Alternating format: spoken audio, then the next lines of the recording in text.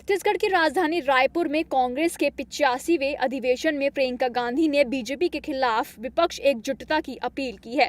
उन्होंने कहा कि लोकसभा चुनाव के मद्देनजर लोगों को बीजेपी की विरोधी पार्टियों से एकजुटता की उम्मीद है और सबसे ज्यादा उम्मीद कांग्रेस से है। प्रियंका गांधी के बयान से पहले बिहार के मुख्यमंत्री नीतीश कुमार खुद कांग्रेस से एकजुटता की अपील कर चुके हैं। पटना में आयोजित CPIM के कन्वेंशन में नीतीश कुमार ने कहा था कि मिशन 2024 के लिए कांग्रेस को आगे आना चाहिए। अगर विपक्ष एकजुट हुआ तो बीजेपी 100 से नीचे आ जाएगी। वहीं बिहार के पश्चिमी चंपारण में केंद्रीय गृह मंत्री अमित शाह ने कहा कि नीतीश जी PM बनने का सपना देखना बंद कर दें। नीतीश कुमार के लिए बीजेपी के सभी दरवाजे बंद हो चुके हैं। कांग्रेस के अधिवेशन के पोस्टर को लेकर कांग्रेस जोड़कर अपनी पार्टी बनाने वाले कांग्रेस के पूर्व वरिष्ठ नेता गुलाम नबी आजाद ने सवाल उठाया है। उन्होंने ट्विटर पर पोस्टर अपलोड करते हुए लिखा कि इसमें महान स्वतंत्रता सेनानी मौलाना आजाद की तस्वीर कहाँ है।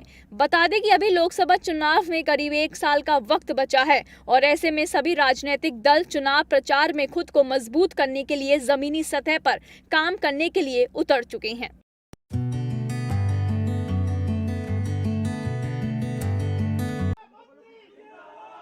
दिल्ली की नई आबकारी नीति घोटाले मामले में 26 फरवरी को उप मुख्यमंत्री मनीष सिसोदिया को CBI ने गिरफ्तार कर लिया है। इससे पहले जांच एजेंसी ने उनसे करीब 8 घंटे तक पूछताछ की। CBI की ओर से कहा गया है कि आबकारी नीति 2021 बनाने और उसे लागू करने में की गई गड़बड़ियों के आरोप में मनीष सिसोदिया को गिरफ्तार किया गया है। CBI का कहना है कि उनके खिलाफ जुटाए गए सबूतों के बारे में उनसे पूछताछ की गई, लेकिन वो जांच में सहयोग नहीं कर रहे थे, इसलिए गिरफ्तार करना पड़ा। दरअसल 17 नवंबर 2021 को दिल्ली सरकार की नई आबकारी नीति लॉन्च हुई थी। इसमें बीजेपी ने घोटाला होने के आरोप लगाए थे। आरोप है कि शराब कारोबारियों को लाइसेंस देने की नीति से कुछ डीलर्स को लाभ मिला है। इसके लिए डीलर्स ने कथित रूप से रिश्वत दी थी। CBI ने मामले में 16 लोगों पर FIR दर्ज की है। सिसोदिया को आरोपित नंबर 1 बनाया गया है। चीफ सेक्रेटरी के द्वारा भेजी गई जिस रिपोर्ट के आधार पर LG ने नई आबकारी नीति की CBI जांच के निर्देश दिए थे, उसमें दिल्ली सरकार और आबकारी मंत्री मनीष सिसोदिया पर आरोप है कि कोरोना काल में हुए नुकसान की भरपाई के लिए शराब बेचने वाली कंपनियों की 144.36 करोड़ रुपए की लाइसेंस फीस माफ कर दी गई। L1 के टेंडर में शामिल एक कंपनी की 30 करोड़ रुपए की अर्नेस्ट डिपॉजिट वाली कंपनी को वापस कर दी गई। एक ब्लैक लिस्टेड कंपनी को 2 जोन के ठेके दे दिए गए।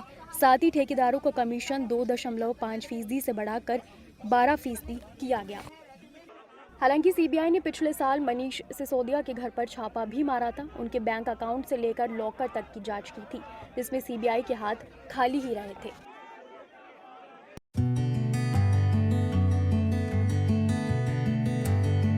प्रयागराज में 24 फरवरी की शाम उमेश पाल की सरेआम हत्या ने पूरे इलाके को दहला दिया। इस हत्याकांड का सीधा आरोप जेल में बंद बाहुबली पूर्व सांसद अतीक अहमद पर लगा। हत्याकांड के बाद अतीक के 2 बेटों को पुलिस ने उठा भी लिया। तो वहीं इस मामले में अब बड़ा और सनसनीखेज खुलासा हुआ है। हत्याकांड में बीजेपी अल्पसंख्यक मोर्चा के महानगर अध्यक्ष राहिल हसन के भाई गुलाम हसन का नाम सामने आया है। उसे नामजद भी किया गया है। तो वहीं इस मामले में सियासत गरमा गई है। सपा ने बीजेपी पर जमकर निशाना साधा। सपा के वार पर बीजेपी ने पलटवार किया और सपा को घेरने की कोशिश की। अब इस कांड में बीजेपी नेता के भाई का नाम आने के बाद सपा बीजेपी पर हावी होती दिख रही है। तो वहीं अब सवाल ये उठता है कि आखिर कौन है उमेश पाल, उनकी हत्या में क्यों आ रहा है अतीक अहमद का नाम और इसका विधायक राजू पाल मर्डर केस से क्या नाता है। आइए जानते हैं पूरी कहानी। दरअसल इस हत्याकांड की जड़ को समझने के लिए 19 साल पहले 2004 में शुरू हुई उस कहानी को समझना जरूरी है। तब राजूपाल ने पूर्व सांसद अतीक अहमद के सत्ता को शहर पश्चिमी में चुनौती दी थी।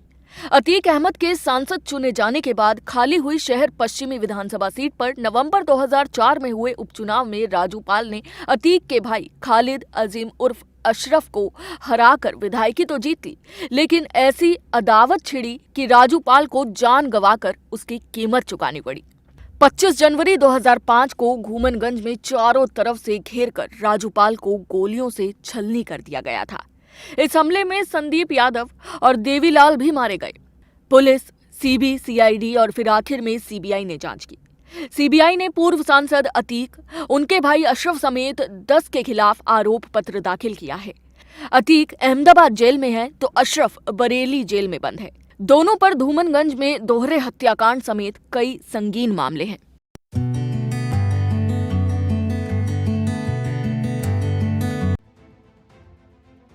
बिहार में सियासी घमासान जारी है। केंद्रीय गृह मंत्री अमित शाह बिहार दौरे पर थे। इस दौरान उनके तेवर बदले बदले नजर आ रहे थे। लौरिया से पटना तक बीजेपी के चाणक्य काफी आक्रामक अंदाज में दिखे।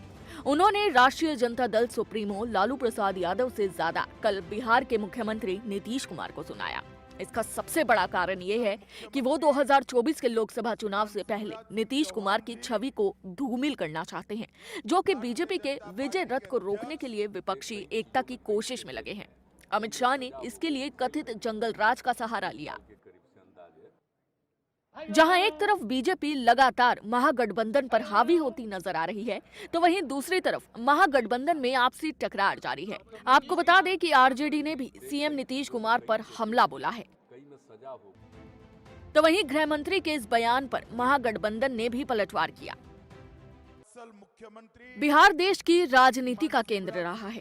2024 लोकसभा चुनाव से पहले ये एक बार फिर सियासी रणभूमि बनता दिख रहा है। राष्ट्रीय पार्टियों के साथ ही क्षेत्रीय पार्टियां जोर आजमाइश में जुटी हैं। राजनीतिक यात्राओं से लेकर रैलियां और सभाएं शुरू हो चुकी हैं। लेकिन गौर करने वाली बात है कि अभी तुरंत बिहार में विधानसभा चुनाव नहीं है और लोकसभा चुनाव 13 महीने दूर हैं। फिर अभी से इन रैलियों और यात्राओं के क्या मायने हैं? दरअसल सबसे पहले बात अमित शाह और महागठबंधन की रैली की। एक तरफ पश्चिमी चंपारण से अमित शाह ने नीतीश पर तीर चलाए, तो महागठबंधन ने पूर्णिया के मंच से बीजेपी पर निशाना साधा। 2024 और 2025 की लड़ाई दोनों पक्ष किन सियासी हथियारों से लड़ने वाले हैं, इसका इशारा इन रैलियों में मिला। तो वहीं दूसरी तरफ महागठबंधन की पूर्णिया रैली में मुस्लिम वोटरों को साधने की कोशिश साफ नजर आई। सीएम नीतीश कुमार तेजस्वी यादव के साथ ही लालू यादव के संबोधन साफ संदेश दे रहे हैं। लालू ने तो बीजेपी को आरएसएस का मुखौटा करार दिया। सीमांचल लंबे समय तक समाजवादी विचारधारा के दलों का गढ़ रहा है, खासकर लालू प्रसाद यादव के लिए।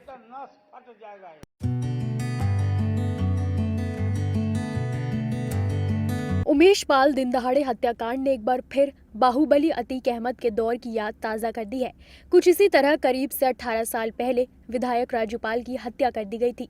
उन पर भी एक बार नहीं बल्कि 2 बार घेर कर वार किया गया था। 24 फरवरी को घर के पास गाड़ी से उतरते ही उमेश पाल पर गोलियों की बौछार कर दी। घर गाड़ी पर बम से हमला किया गया। पूरा इलाका इस वारदात से दहल उठा। उमेश पाल पर पहले ही अतीक अहमद गिरोह की तरफ से हमले की आशंका थी। इसके बाद भी महज 2 सुरक्षाकर्मी मिले थे और हमले के वक्त वो भी बड़े हथियारों का सामना नहीं कर सके। अतीक अहमद के खिलाफ बंद हो चुके मुकदमे को खुलवाना, गवाहों को ले जाकर कोर्ट में गवाही करवाना उमेश के लिए बड़ा खतरा था। कई बार धमकियों के बावजूद राजू पाल हत्याकांड के मुख्य गवाह उमेश पाल ने अपना इरादा नहीं बदला। यही उन पर हमले की मुख्य वजह रही। फिल्मी अंदाज में दिन दहाड़े हुई विधायक की हत्या के काफी देर बाद पुलिस सक्रिय हुई। इस बीच 24 फरवरी लगभग 6 बजे तक आधा शहर दहशत में रहा। इस हत्याकांड में राजू पाल के साथ ही उनके 2 गनर संदीप यादव और देवीलाल पाल भी मारे गए थे।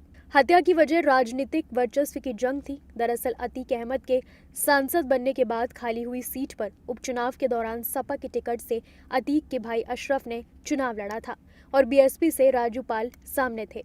राजू पाल ने अशरफ को करारी शिकस्त दी थी, जिसके बाद राजू पाल माफिया के निशाने पर थे। उनकी हत्या के बाद हुए उपचुनाव में अशरफ फिर सपा के टिकट पर लड़ा और चुनाव जीत गया। राजू पाल की पत्नी और वर्तमान सपा विधायक पूजालाल की तहरीर पर धूमनगंज थाने में पूर्व सांसद अतीक अहमद, उनके भाई खालिद अजीम उर्फ अशरफ, गुलफुल, रंजीत पाल, आबिद, इसरार, आशिक, जावेद, एजाज, अकबर और फरहान को आरोपित बनाया था। इनके खिलाफ 6 अप्रैल 2005 को आईपीसी की धारा 147, 148, 149, 302, 506, 120 बी और 7 CLA एक्ट के तहत 6 अप्रैल 2005 को आरोप पत्र दाखिल किया गया था। विधायक राजू पाल हत्याकांड में लखनऊ स्थित CBI कोर्ट में माफिया अतीक अहमद, उसके भाई अशरफ समेत अन्य आरोपितों पर आरोप तय हो चुके हैं।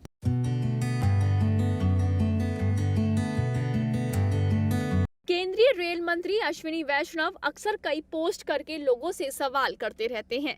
अब इस बार उन्होंने एक फोटो शेयर की है और जनता से सवाल किया है। दरअसल ट्विटर पर केंद्रीय रेल मंत्री अश्विनी वैष्णव के ताजा अपडेट ने सबका ध्यान अपनी ओर खींच लिया।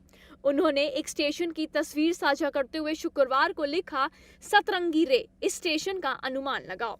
सोशल मीडिया प्लेटफॉर्म पर इस ट्विटर को 10 लाख से ज्यादा व्यूज मिल चुके हैं। लोगों ने भी ज्यादा समय नहीं लिया और जल्दी से अपने जवाब रिप्लाई बॉक्स में डाल दिए। उत्तर है, ये मुंबई सेंट्रल स्टेशन है।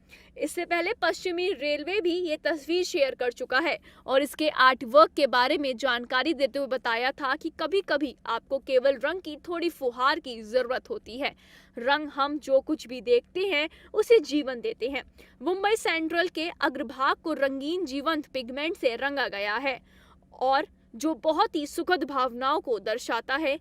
ये इस प्रकार मुंबई की भावनाओं को बढ़ाता है। अश्विनी वैष्णव को अपने सोशल मीडिया फॉलोअर्स के साथ अक्सर तस्वीरें और संदेश शेयर करते रहते हैं।